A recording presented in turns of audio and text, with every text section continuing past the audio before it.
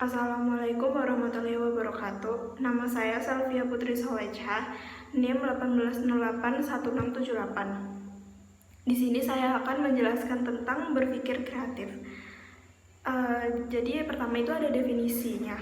Definisi berpikir kreatif adalah upaya untuk menghubungkan benda-benda atau gagasan-gagasan yang sebelumnya tidak berhubungan.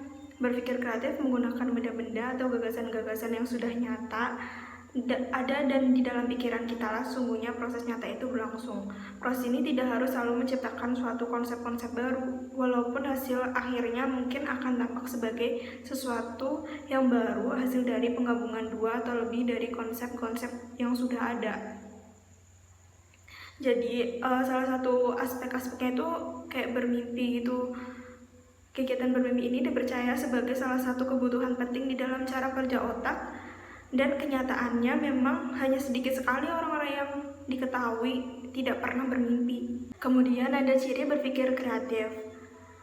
Ciri berpikir kreatif adalah proses berpikir yang memiliki ciri-ciri kelancaran, keluasan, keaslian, atau originalitas, atau kayak original gitu. Kalau kelancaran itu kemampuan mengeluarkan ide atau gagasan yang benar sebanyak mungkin secara jelas. Kalau keluasan itu kemampuan untuk mengeluarkan banyak ide atau gagasan yang beragam dan tidak monoton dengan melihat dari berbagai sudut pandang.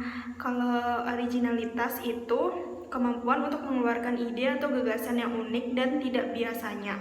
Misalnya, yang berbeda dari yang ada di buku atau berbeda dari pendapat orang lain. Jadi kalau original tuh dari kita sendiri gitu, kayak setiap orang tuh punya pendapatnya sendiri-sendiri gitu kan. Jadi ya gitu, itu namanya original. Perbedaan berpikir kreatif dan konvensional. Jadi menurut saya perbedaan berpikir kreatif dan konvensional itu seperti kalau berpikir kreatif itu tuh dari dalam diri kita sendiri. Jadi kayak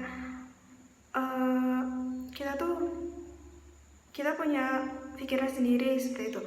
Kalau yang konvensional itu tuh penggabungan antara pendapat kita dan pendapat orang lain, itu bisa disebut konvensional seperti itu.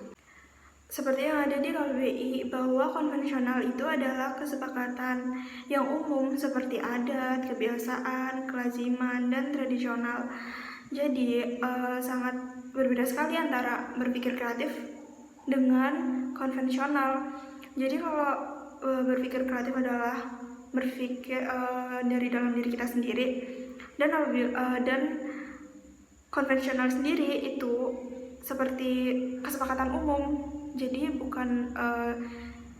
jadi itu bisa dari pendapat orang lain dan pendapat kita. Jadi itu kesepakatan aja gitu. Selanjutnya ada pentingnya memiliki kemampuan berpikir kreatif. Menurut saya penting sekali untuk memiliki kemampuan berpikir kreatif, karena di zaman yang sekarang ini kalau kita tidak bisa berpikir kreatif, mungkin kita akan sulit sekali untuk memiliki pekerjaan misalnya, atau kita bisa memiliki usaha sendiri. Dan itu tuh penting banget untuk kita berpikir kreatif. Jadi menurut saya itu sangat-sangat penting untuk memiliki berpikir kreatif, apalagi untuk milenial seperti saya dan kita semua.